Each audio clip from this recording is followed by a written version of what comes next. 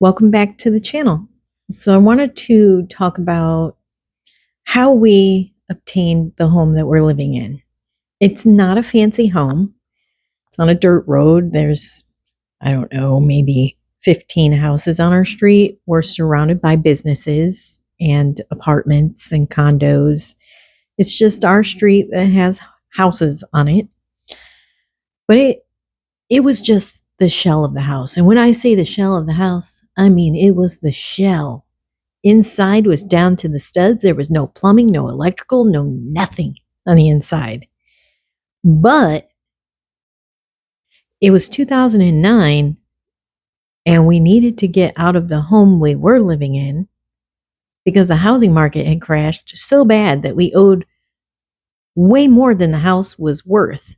I think the house value dropped down to $10,000 at the time. And we owed like 115. So we had to make the decision to stop paying on that and buy a new house.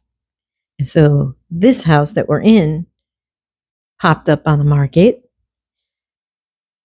And when I walked in, I was like, oh, okay, this is a large project.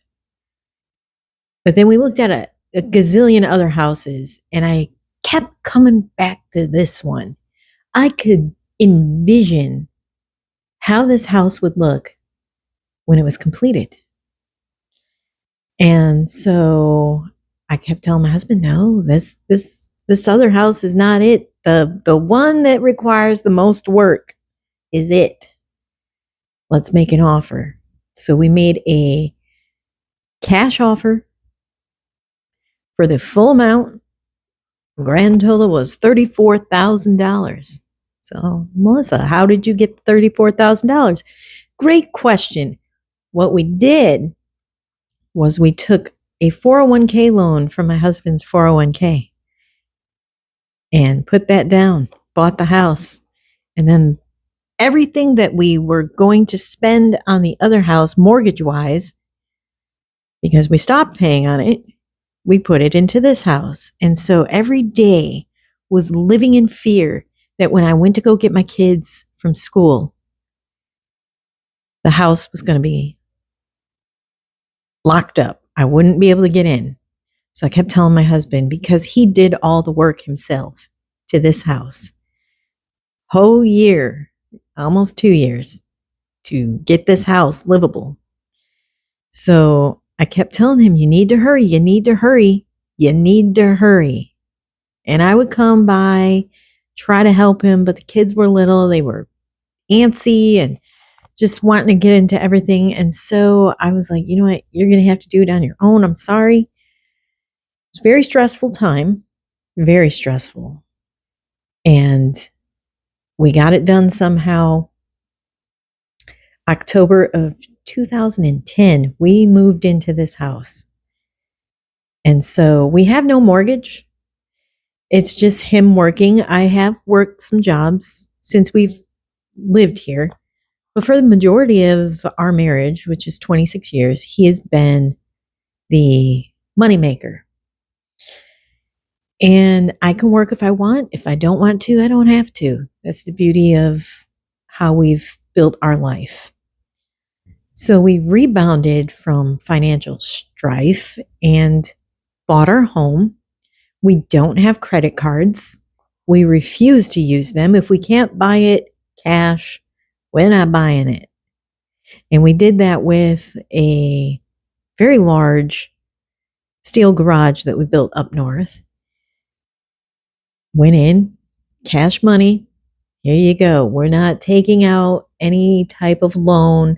Our couches, they thought we were crazy. Actually, we walked in, they thought we didn't have any money. And the lady who was working with us passed us off to her coworker. But, shouldn't have done that because we bought it cash. And then it's all about saving. Save for what you're wanting to purchase. And that's what we taught our oldest son. And he was able to put a very large chunk of change down for the Ford Maverick he bought. He still owes money on it and he's making monthly payments, but if he didn't have that large chunk of money to put down on it, he wouldn't have been able to get a brand new car. So we told them, do not get credit cards. Save your money, put the cash down. That's my number one rule. And so we were able to build up our bank account and we were looking for a vacation property just so we can have somewhere to go and spend time as a family, decompress from the city living. We're not RVers. We've tried the whole stay in cabins at the campground, didn't work. So then I told my husband, let's buy some property. I don't want a project property and I want a pond. It doesn't have a pond and it's in the middle of the forest. But it's 10 acres and it was a very large project. Again, we like projects, I guess. But it has become one of our most favorite places to go to. We also bought that before the housing market rose. So we paid, again, cash, $21,000 for our place that we have, 10 acres. And so my point is, you don't have to have credit cards. You don't have to take out a loan. Save the money. Save the money and purchase it outright. The only time I would say you would need a loan is to buy a car or to buy a house. But you can get a house. It might not be pretty. You may need to do a lot of work to it. But that's where the younger generation kind of falters in their line of thinking. They want the pretty. They want the move-in ready. They want the sparkle.